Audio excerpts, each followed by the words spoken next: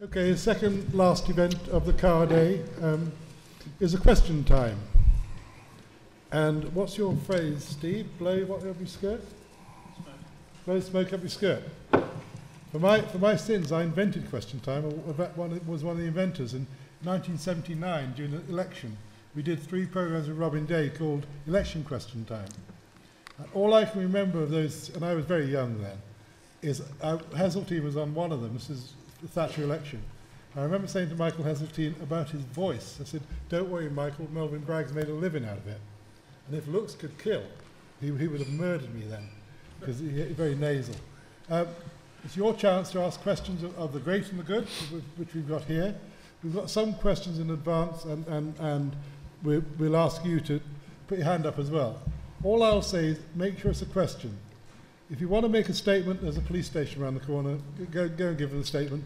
We want questions from you, and we want questions from you to them, and for them to talk amongst themselves and with you. But I'm not going to chair this. Just to say, the last thing is, at the end of this, those of you who are so inclined, the cathedral's running an evensong on a car theme, so please go across to there. But friend of the university, Professor Steve Cropley, editor-in-chief of Autocar, 40 years in automotive journalism, and generally a good egg. Over to Steve.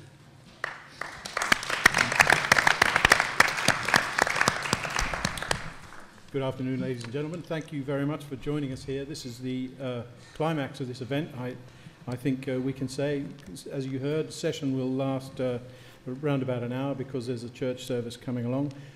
We're hoping you're primed with some excellent questions about the car, particularly the future of the car and the car industry. But before I go, let me just do 2 things. First of all, refer to something that might stimulate you. One of our panelists, Damien Harty, the young-looking one there, he said something very interesting this morning for those of you that were not here.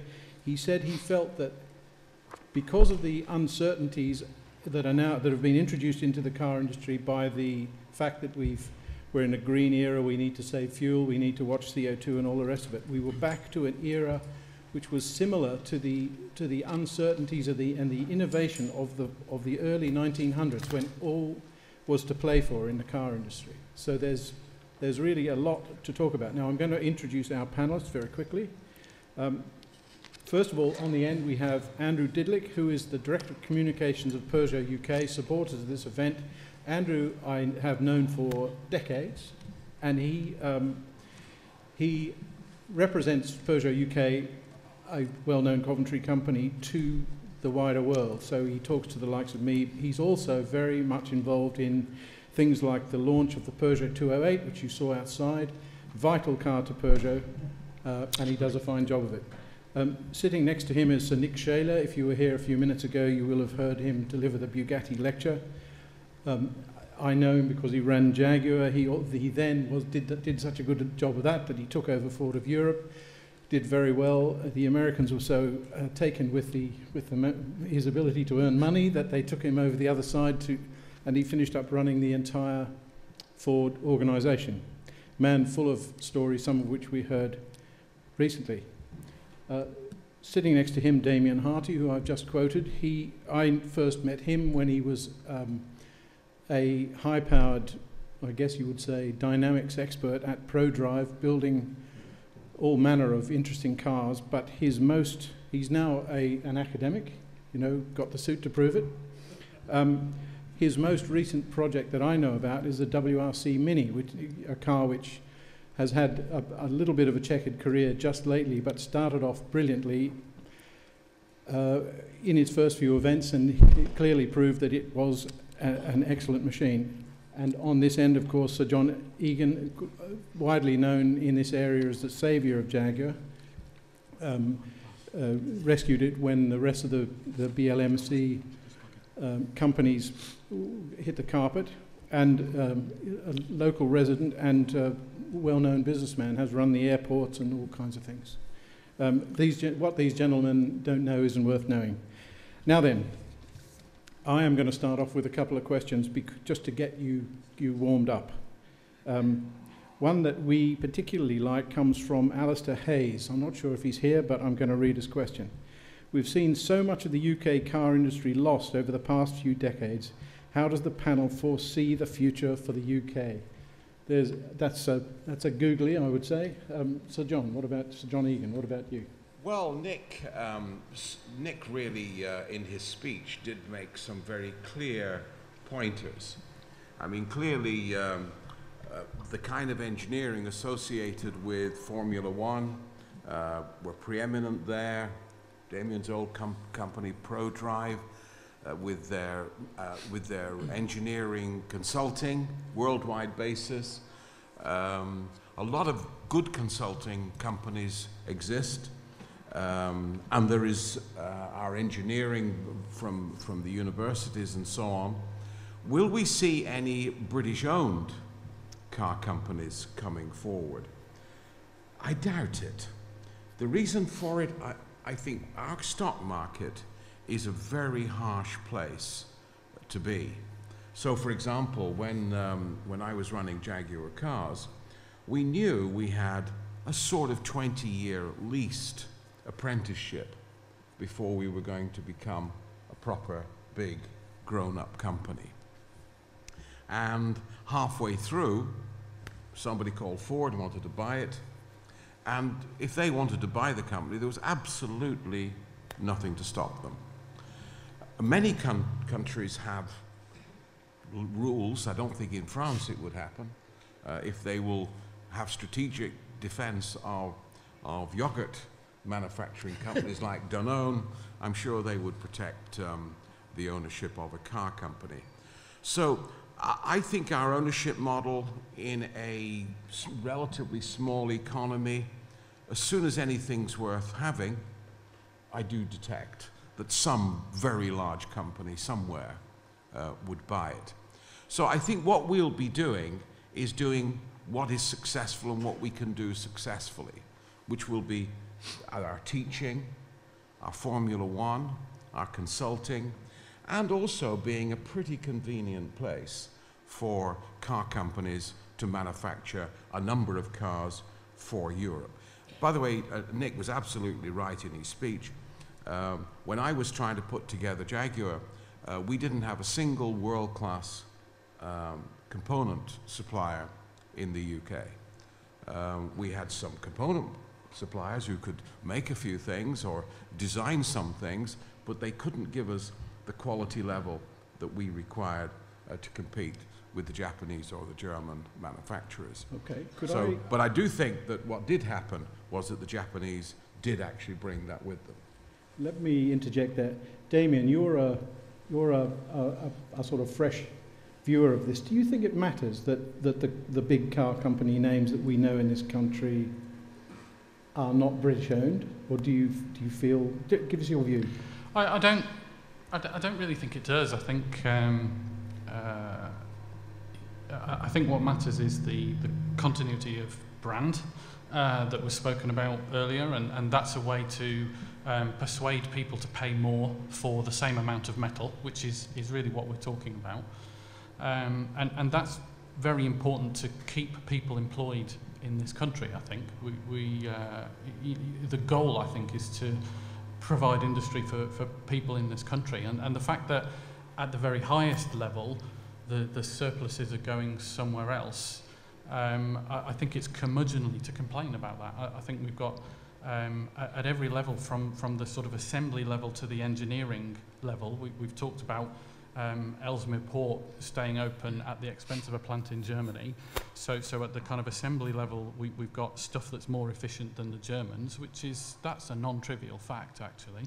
And in engineering terms, you know, when you look at Formula One, for example, the UK is massively overrepresented in that, and so that kind of means that technically we're better than the Germans as well. Gotcha. So again, that's a non-trivial fact, I think. So I'm not too worried about it. Good. Andrew, your company, Peugeot, is a great supporter of the local area, but it also did have a manufacturing business here which stopped. Can you sort of give us a view of the importance of this area and indeed the UK to I can. Peugeot? It's very interesting, and I'm totally agree with what Damien said. It's about very much the brand and you know what your brand stands for. And in fact, when we were making cars in this country, people didn't realise they were made here. You know, we still tried to make a lot of made in the UK, made in Britain, but actually people had no idea where their car was made. They just buy into a brand, and that's the important thing for them. And obviously the job that I have to do and my colleagues have to do is make sure that we keep that brand strong. I think the other thing to remember as well, as far as the British car industry is concerned, and again, Sir John has already mentioned this, that in the UK, certainly in the last 20 years, although it's starting, I think, to change a little bit, we've had a government, successive governments that have been pretty ambivalent to the UK car industry, and certainly have not given the support that the Japanese, the Germans and the French governments would have given their industries. But I think that is starting to change, and I think people, the government and government ministers and ministries are starting to think and see how important the UK car industry is, and not just manufacturing, but all the other sectors, whether it be Formula One, whether it be all the thousands and thousands of people who actually sell cars in the UK as well. They are part of this industry. You know, all the hundreds and thousands of car dealers there are, they all employ, on average, probably 35 to 40 people. Gotcha. It's a big number.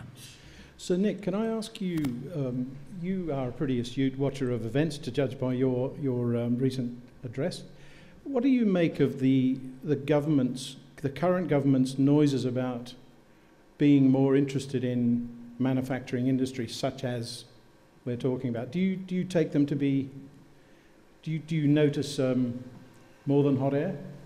How much salt do you have, Steve? I mean, I've heard successive governments say exactly this.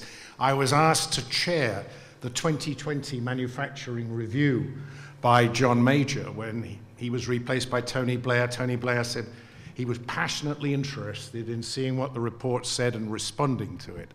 That was in 1997, 8, I guess. They've done nothing. Nothing. I don't see this government doing anything. The only time they came to say anything good about manufacturing was when they were deep in the clag after the private sector didn't lead the recovery because the private sector, A, can't borrow, and B, doesn't have faith in the future. What could they do? Well, what they could do is the fund that Cameron and Osborne announced of, what was it, 2.5 billion, of which I believe they've spent so far, and we're now 18 months into it, I think they've spent 52 million in investment. They could actually invest some of that money. They could actually make a long-term commitment. I mean, investment decisions in the automotive industry are 20 to 30-year investment decisions. You don't take those decisions on the basis of, well, this government says it's okay. I mean, we've needed for years a coherent inter-party agreement on what manufacturing's position is in the economy and what they will do to support it. We had Advantage West Midland, which was one of the most effective inward investment supportive activities. Did a great job. The coalition came to power, it was instantly disbanded. And we threw away a ton of expertise. I mean, frankly, I think it's sickening what's happened. I see. What? I don't have a view, you understand. Right. Well, I think we. I must tell you one story about foreign-owned companies. My wife was born just outside Manchester, and her mother was a Manchester girl, and she understood we were working for Ford when I joined Ford after university. She understood us going to the States because she knew there were Ford factories there. Then we came back to Jaguar. Now, sadly, she died then. She would have understood me going to Ford of Europe because, of course, that was Europe, and you had to be in Germany or somewhere over there to run Europe. She would not have understood when I became president of Ford worldwide why I wasn't working in the UK, because she was firmly convinced that Ford was a British company. Quite right, too. Could I just get a brief answer for this one? This is just a question I should have asked you 10 years ago. Of those jobs, which was the best? Jaguar. Was it? Why? Jaguar was the last job I had where you could actually directly influence outcomes and be part of that outcome. I mean, when I moved to Ford of Europe, Jaguar, when I left it, was, I don't know, 10,000 people, something like that. I can't remember now. Ford of Europe was at 105,000. Then Ford globally was 350,000. And I like working with people. More directly, yeah. More directly than you can if you're, and all you are is part of effectively a giant bureaucracy. You can try and do things, but the results you'll not see for years. I see, yeah. And so Jaguar, I mean, I'm still passionate about Yeah. Jaguar. I really am. I think it's a great company with fantastic heritage and great people. So, John, did he do a good job? You were watching? Well,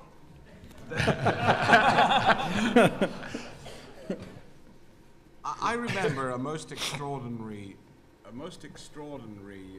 event. The chairman who bought Jaguar, who bought the company, Don Peterson, during the transaction he retired, and a new chairman came along called Red Poling. And Red came all the way over from Detroit to meet me because he was very puzzled as to why they bought the company. And he said to me, he said, "Say, John," he said, "how do I explain to my shareholders why we've paid 5 times asset value for a car company?" He said, nobody's ever done that before. To pay asset value is about all it's worth. Assets are all they're worth. And I said to him, well, I said, Red, when I was taught to be a salesman, I was taught to sell the sizzle and not the sausage.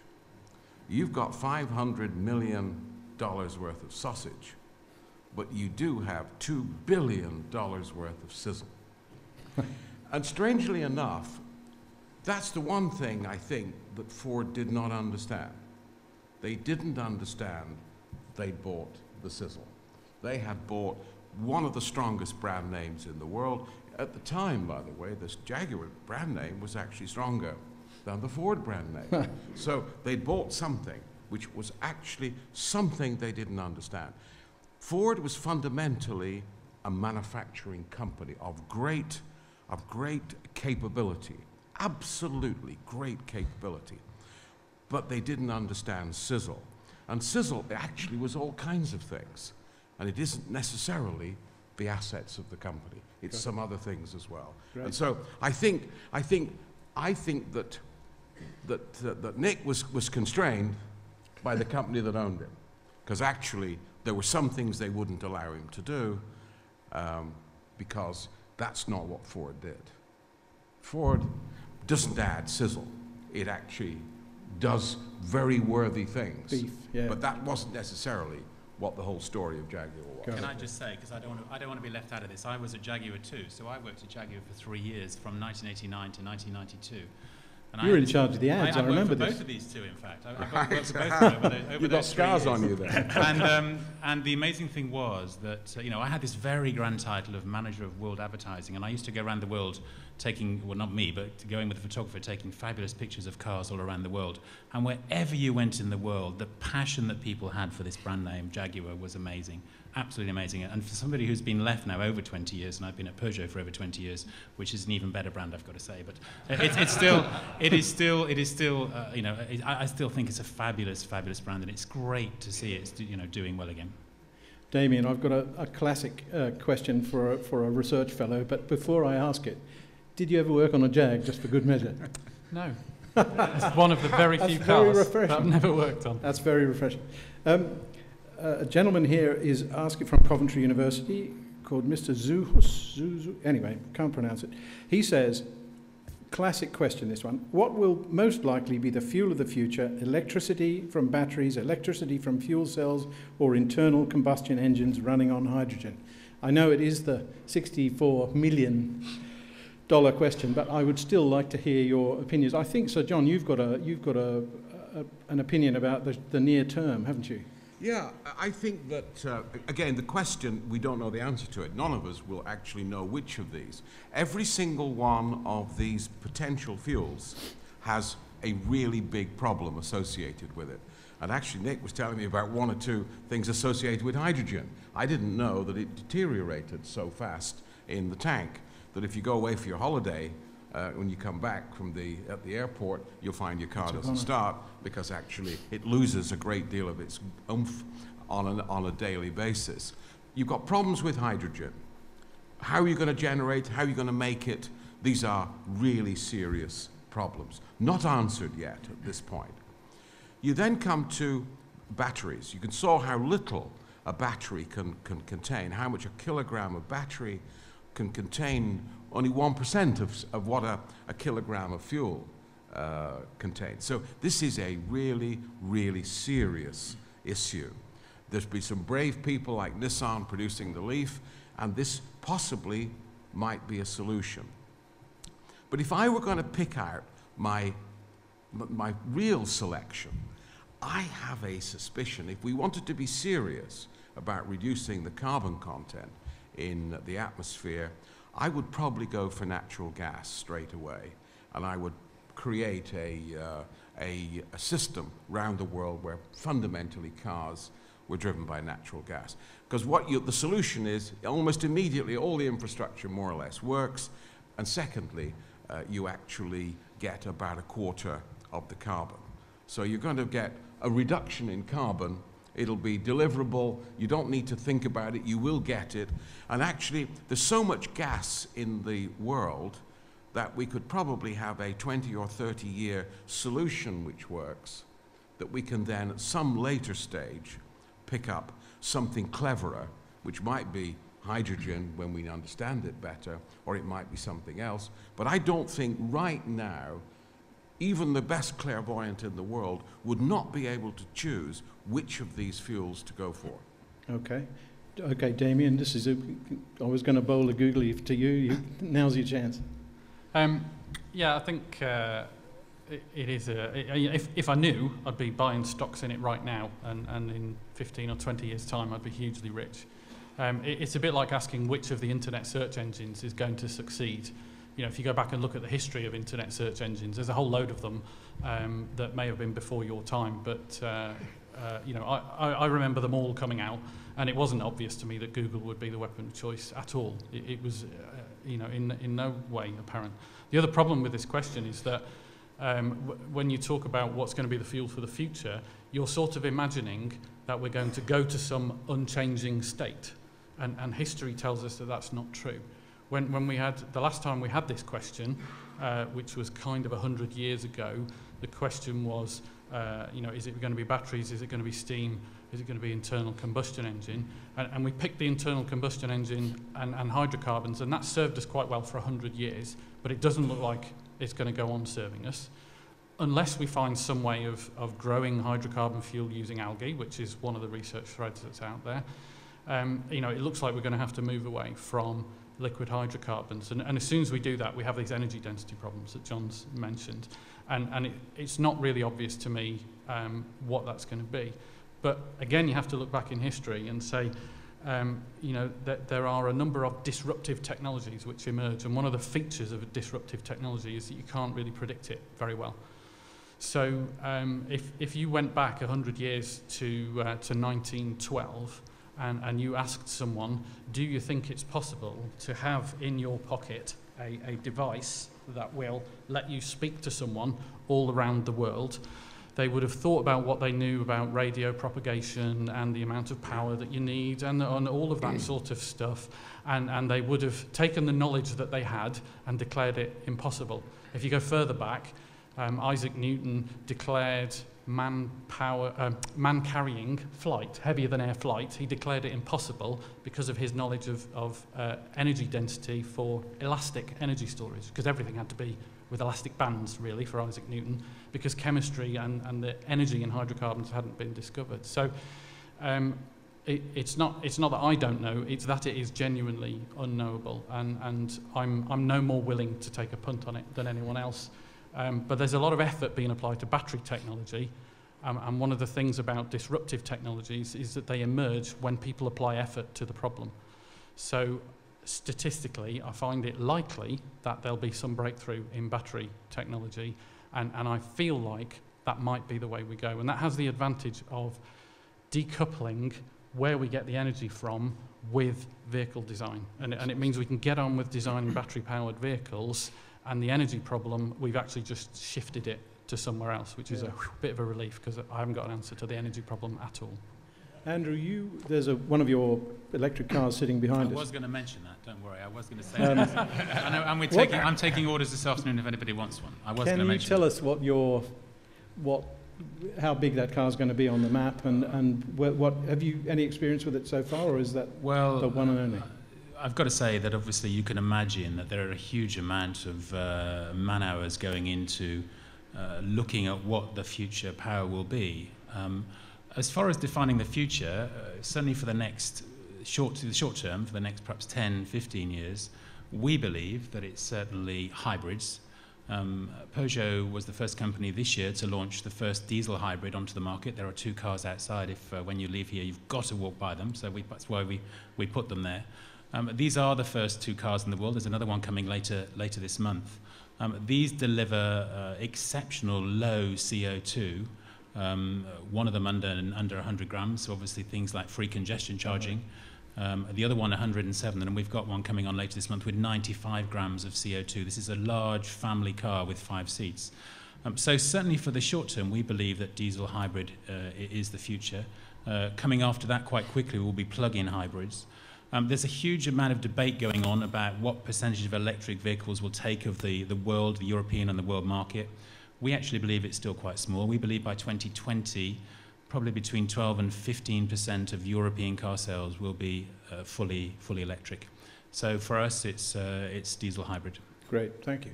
Righto, ladies and gentlemen, it is now your opportunity to question these gentlemen. Who's going to be first? Yes, ma'am.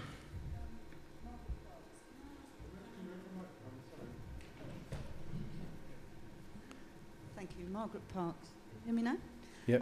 Can I ask the panel, I've been privileged to be behind the scenes at both Red Bull and ProDrive and watched teams of really young, to me they were very young, people working on the cars, on engineering, on the technology with design. What is space travel and Formula One today goes into the modern car for tomorrow.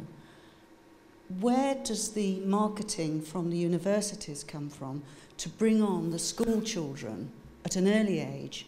There'll always be the love of the car. We've got it built in us in Britain. But where does the panel find the marketing into the schools to bring the children up to come to apprenticeships, to go into the motor industry and engineering? Who's first with that one? I think Nick should start with this one, because you did bring in some very innovative selling of Jaguar to the schools. Yeah. I think that every company in manufacturing industry and in automotive should take on the responsibility of liaising with their local secondary schools, committing management time to go work with the teachers, and then bringing the teachers and their children into the engineering centres and the manufacturing centres and working with them to try to enthuse the kids with a passion for automotive engineering and automotive manufacturing. And sadly, there are too many companies who don't see that as any of their responsibility. And they say, well, that's the government's responsibility. Well, you know, I don't think we can ask the government to do anything, everything. We should commit ourselves to do it.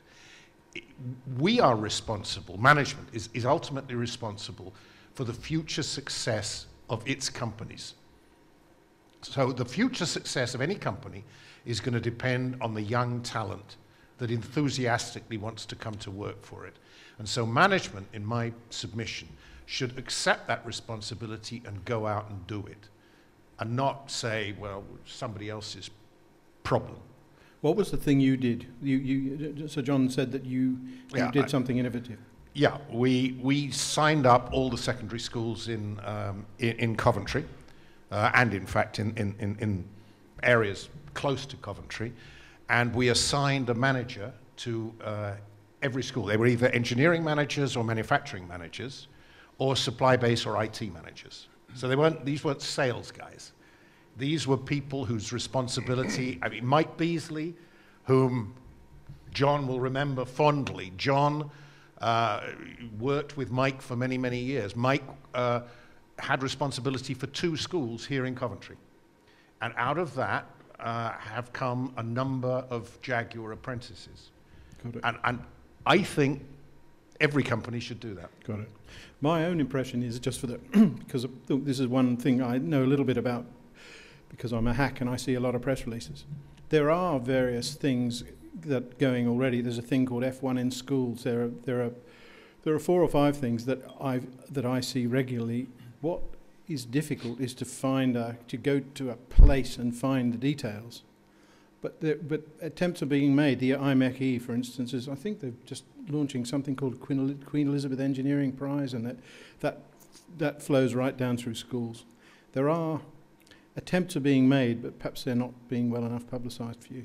Steve is far too modest to say about Autocar as well. Autocar are sponsoring something called the Next Generation, and it's something that we at Peugeot have been involved in for the last 2 or 3 years, and I'm pleased to see that Jaguar Land Rover is coming in this year. And this is a fantastic opportunity for youngsters, certainly from university age, to be put in front of people like Steve and representatives from all the sponsors on the panel, which, as I say, is Peugeot, Jaguar Land Rover, Skoda, Toyota, I think 1 or 2 others. And some of the youngsters that I've seen coming through Peugeot, for example, part of the prize, as well as having a nice financial prize, part of the prize is to spend a month in each of the sponsoring companies. And within Peugeot, for example, and it was in Autocar just 2 weeks ago, we had a young 21-year-old from Sunderland University, very, very impressive. We certainly we made the right decision when we chose him as the winner of the 2011 Autocar Next Generation Award.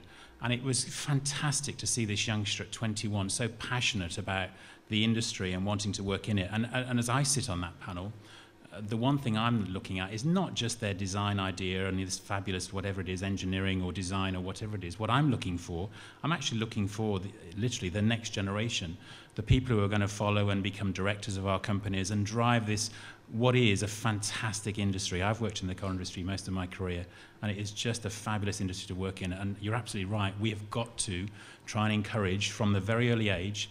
And I'm pleased to say that certainly we're following in Jaguar's footsteps also in Coventry. We do a number of things with local schools. One of them in particular we spend a lot of time with, and we don't give them money, we actually give them time. So all of us go down, make presentations, whether it be about HR issues, whether it be about marketing or sales or whatever else. We talk to these youngsters about their careers and how they're going to develop them.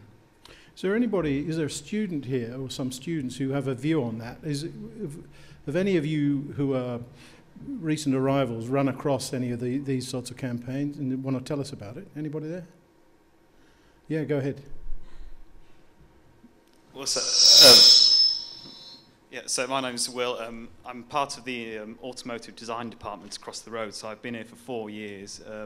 I think the common theme among students who are in the automotive industry is they genuinely have a passion for it. I don't know whether that comes through marketing or working with anyone. I think everyone who wants to be in that industry is completely committed to being there. And for what I've seen, there's actually more students than potential opportunities sometimes.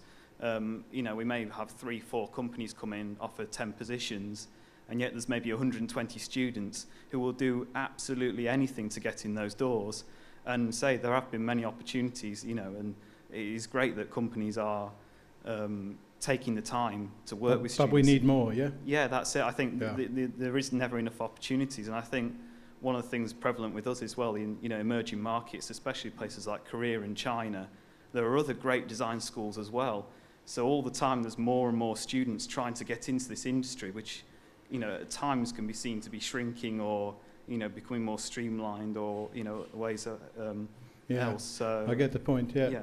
It's well made. Thank you very much. And another question, please. Could I just add one? Yeah, go ahead, John. Yeah. We've talked about what companies have got to do, but I think universities have got a big job to do in terms of communicating with schools and in some way selling the ideas to people, children in our schools, that they can make a difference, that they can, as it were, join a company and they can make a better world from what they do. And I think, again, Coventry University has picked out 7 major themes of change. And by the way, low carbon vehicles is one of them. And I think it's our job to go to the schools and make sure we can excite them about the change that they can make. If they take a course at the university, they can actually see these changes being made. Some of them, by the way, are obviously basic and fundamental, like care for the aged, sustainable food production, sustainable communities. These are absolutely fundamental things that we've really got to try and catch the imagination of children, not just to sort of study a subject, because that's all very well and good. The real thing is to make a difference in the world.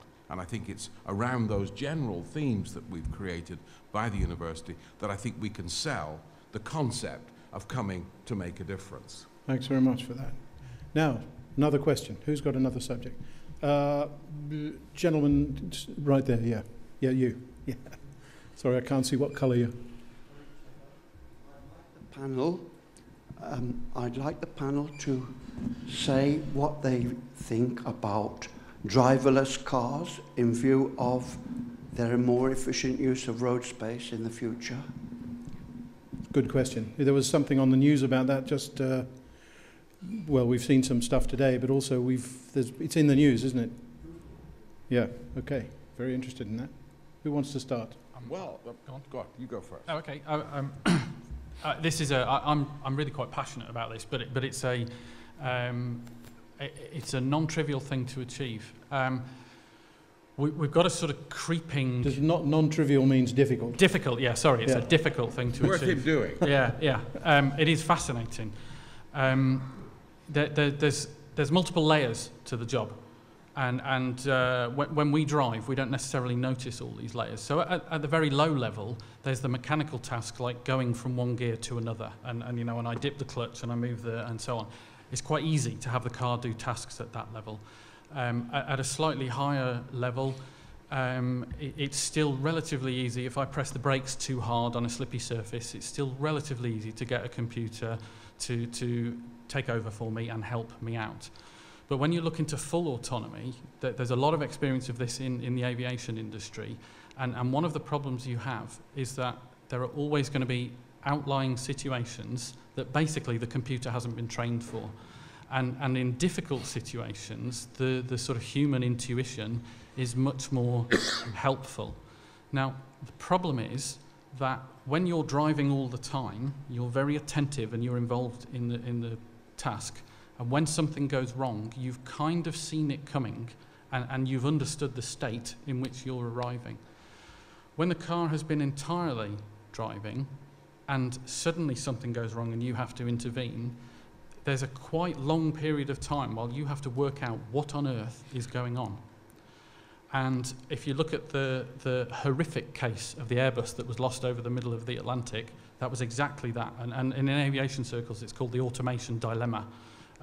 The more effective you make the automation, the more catastrophic some of these outlying situations are. Now, I'm not saying that's not a reason not to do it, because I actually think we waste a lot of our time travelling, and I'd love it if I could go from my front door to where I want to be and be able to achieve something on the way.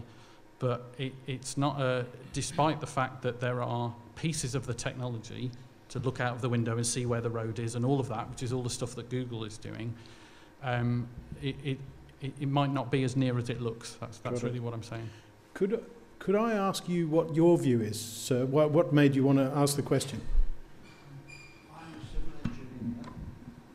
I'm a civil engineer with a great interest in the motor industry, and I thought maybe a more limited objective of when you enter a motorway, if cars can be coupled together and travelling convoys, such a thing would be really achievable and would increase the capacity of the existing roads. Gotcha. So we wouldn't completely obliterate driving pleasure. We would just get rid of the long transport section. I see a hybrid solution where you drive yourself in cities and things like that. Anybody want to reflect on that? Actually, funny enough, I think driving in cities is actually safer for driverless cars than driving on the motorway, because the catastrophic situation wouldn't be so bad for the driver. It might not be so good for the pedestrians, however.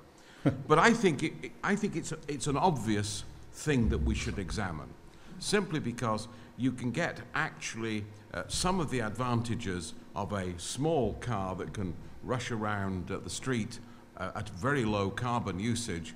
You can then link it up into trains for long journeys. That it looks quite obvious.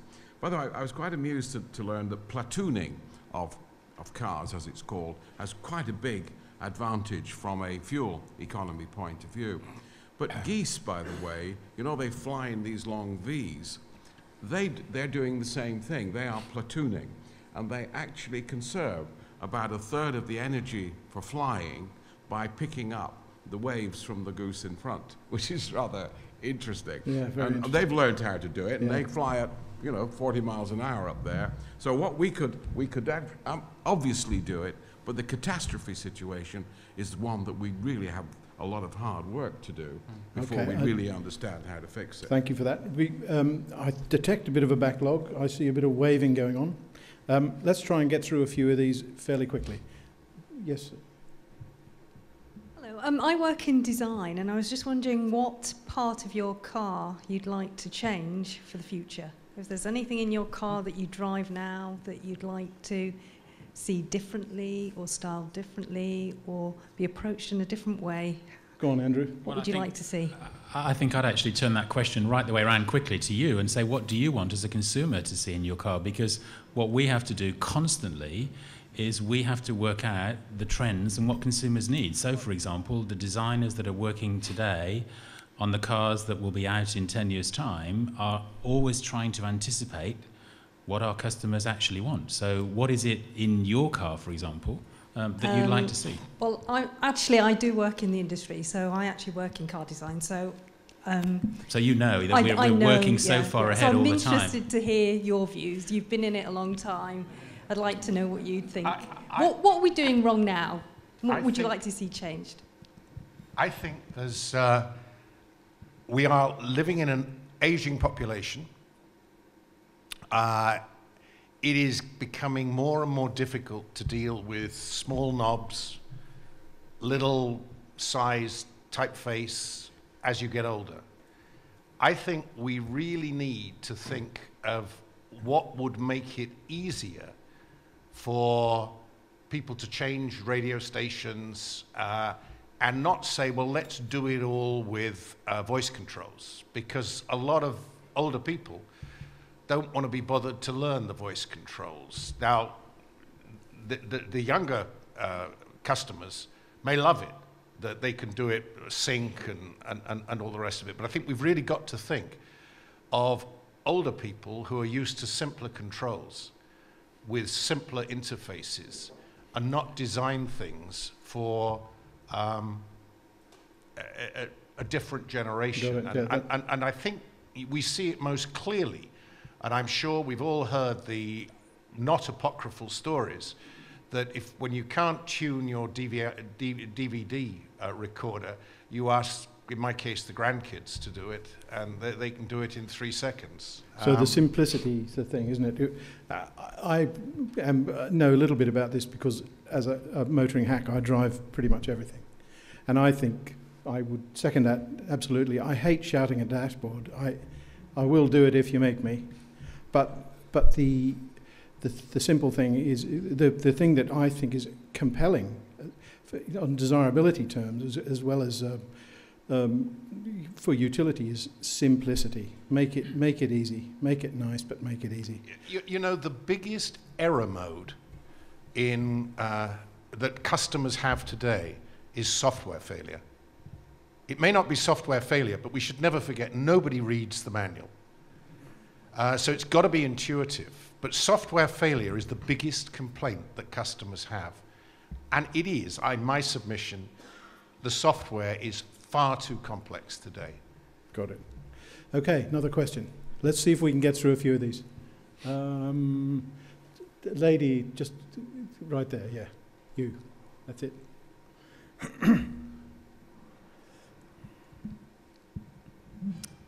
Hello. I don't know much about cars except they're Can't hear you. Could you? I don't know much about cars except they're useful to get around. Why are we pushing electric cars so much when we've actually got to get the electricity from somewhere? And people are moaning about the power stations. That to me doesn't seem the answer. There you go, Damien. Give us the 15 seconds on that. It's about, there are two problems that you're rolling into one there. One is where we get the energy from, and that's we need power stations or something. And the other question is, how do we carry the energy in the car? And at the moment, the petrol answers both questions, but we can't keep using it. I have an alternate view. Unless we start generating electricity from sustainable sources, we're getting no CO2 benefit by using electric cars, and we're making life a misery and replacement battery cost both a huge financial penalty and an environmental disaster. So I don't think the answer today is electric when we don't know where we're going on renewable. The government won't support renewable with concessions, and the vehicles cost much too much money. I don't think consumers are going to pay for some new technology that confers no economic advantage. I think Nick's got the big point here. Actually, do you know can anybody tell me what is the fastest growing energy source in the world today? Does anybody know what the answer is? There's a hand up the back there. Just shout it out. Wind power? No, it's coal. There's actually more energy produced every year, year on year, with burning more coal than anything else. So 20 or 30 years of knowing about climate change and about the terrible things we're doing to our environment by burning fossil fuels, we have absolutely done nothing at all. Now, and Nick's absolutely right, if the governments don't get seriously willing to subsidize with huge tax transfers the generation of electricity by other means, then we'll just carry on burning more and more fossil fuels. So actually, the truth of the matter is batteries are a jolly good solution. If we were creating all of our power by nuclear energy, let's say, and no carbon was involved, brilliant solution. But that we're absolutely nowhere near that. We're just simply burning more and more fossil fuels. But there is surely there's an urban pollution benefit if you have a lot of city electric cars. Actually, the legislations that we've had on pollution, CO2 isn't really a bad pollutant, it's the other stuff. And we've worked very hard on that, and it is improving quite rapidly. CO2 isn't a real big problem in cities, is it? Let's be honest. Yeah. The real problem in cities is things like smog, and actually bringing catalysts in for diesel has been the biggest single breakthrough, where now hydrocarbon deposits from diesel are as low as petrol now with the latest Euro the Euro 5, isn't it? Yeah. So it's really, let's say the world is changing here, but governments haven't changed without massive tax transfers. I once calculated that if we wanted to change the world and its use of hydrocarbons, we wouldn't tax incomes anymore. We would simply tax carbon use, because it's so massive what we're going to have to do to change people's behavior. And no government has got anywhere close to understanding what has to be done if we're going to start doing some things differently. Too late for a political career? Right, some more questions. The gentleman who was quick off the draw, right behind the lady who answered before. Hi, my name is Richard Jenner-Jones. Thank you very much for your time today. It's been a fantastic day and it's been really, really good. I was in the lectures earlier on, and Peter White was saying that there's no need to have a car with 250 brake horsepower if you're not going to be using all of that power all of the time. However, there is still obviously quite a lot of people who are interested in high-performance vehicles and things. Obviously with the 208 Andrew, you've got the GTI concept and also the R2 rally car which has come out. My question for the panel is a future with performance vehicles alongside green vehicles viable? Why don't you start, Andrew? You're absolutely right. We have a range of sportier cars coming out, and there is demand for it. There is always demand from people who want something a little different, a little faster. However, the important thing is with cars like the GTI concept, the actual engine is actually a 1.6 litre. It's a smaller engine, so the development of sportier cars but using smaller engines means that you still get fuel efficiency. And the 208 that you see outside has a huge range of engines, all the diesel engines, for example, with CO2 levels below 100. So that's the future, is actually trying to bring out sportier and sportier models, giving you that BHP, but making sure you're using smaller, lighter power units, which give you higher MPG and lower CO2. Got it. But there will be that demand, and people like Steve always want us to have a bit more power in them anyway. No, not true. Damien, you arrived on a powerful motorcycle. And I did, yeah. You've got a history of competition cars. It is I think you're right. I think that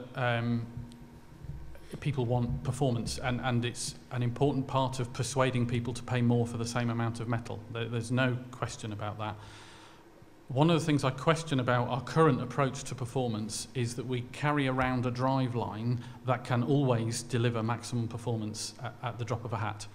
And unless you want to travel flat out for a long period, there's no other circumstance when you actually use that capability. So if you don't live in Germany, the 250 horsepower engine that's idling away is just consuming energy.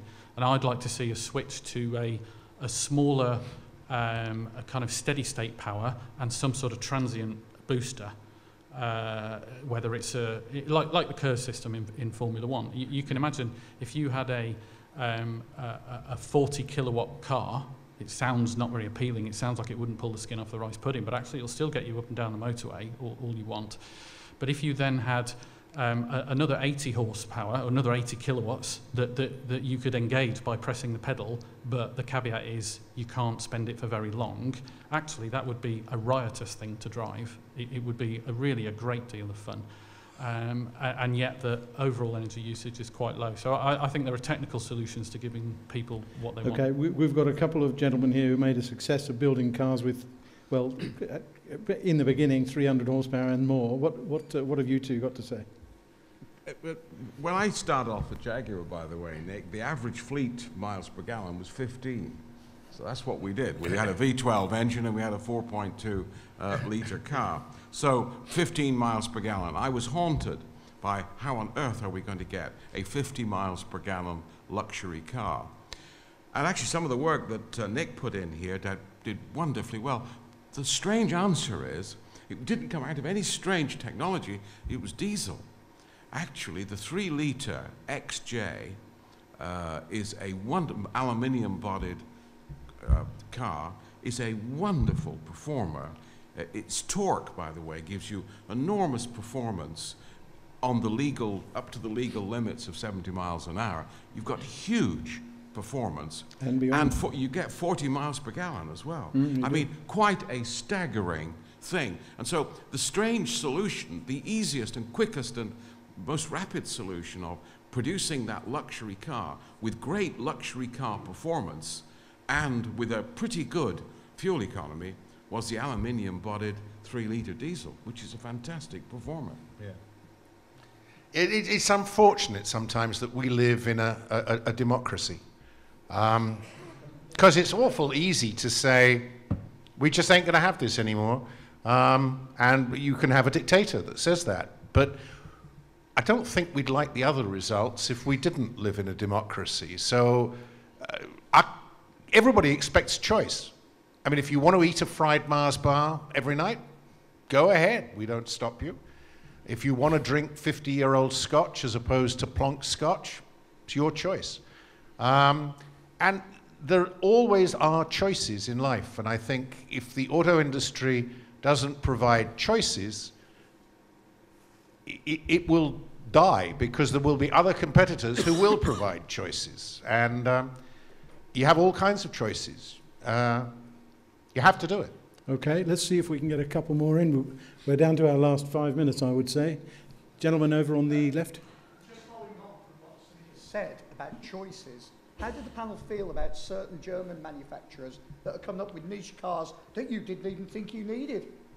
What's your opinion on that? Give us an example. What sort of car are you talking about? Well, BMWs now, you can get the 1 Series Coupe, X1, then the X3, then the X5, the 5 Series GT, the 5 Yeah, Series... that's an interesting point. I think the market will decide. I think in this kind of period of we don't know what to do, one possible approach is try everything and keep what works. Well, let's think about it. The BMW 1 Series, as the Mini, was a response to European-wide average fuel economy standards. It was a response to 140 and now 120 gram per kilometre. And so they either had to do it or pay massive fines and ultimately leave the market. The crossover vehicles was a competitive need to stay viable in the US market. And they're designed and built in South Carolina. Well, designed in Munich, but built in South Carolina.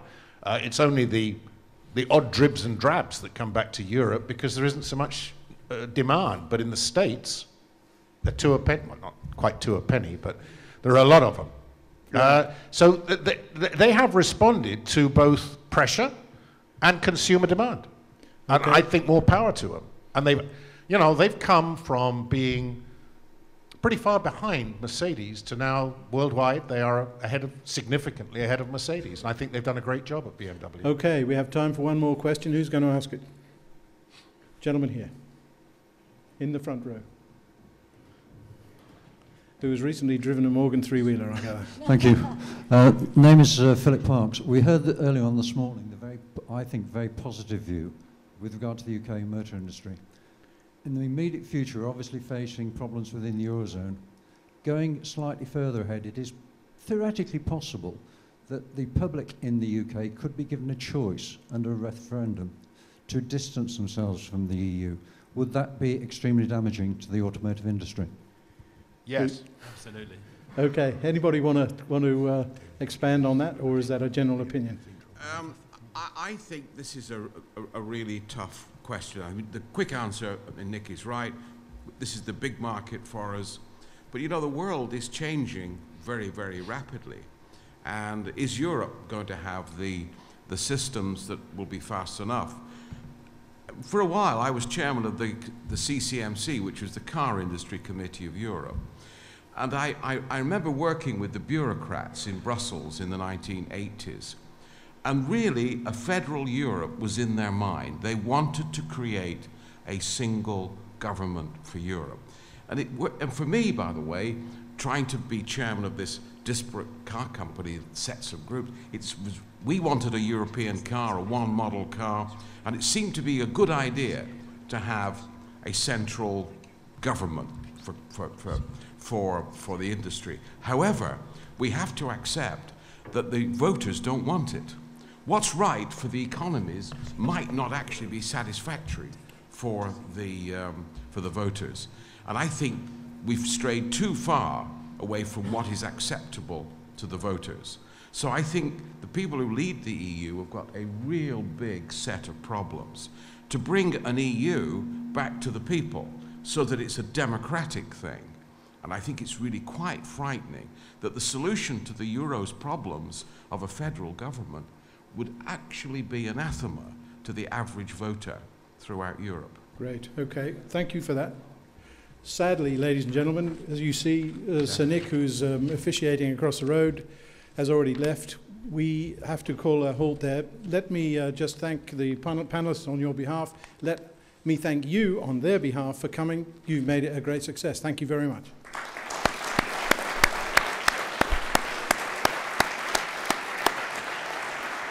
Can I thank Steve for chairing it in his own expert way? Just bear with us another 30 seconds. The crew who've been on since 8 o'clock this morning deserve a big round of applause, so please give them that.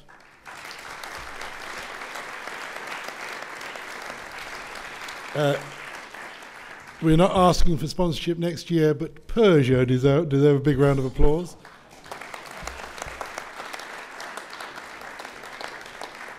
If you've enjoyed today, would you write to the Vice-Chancellor, madeline.atkins@coventry.ac.uk, and congratulate her on the day, or indeed to Sir John Egan if you can find him, which I'm sure you will be able to.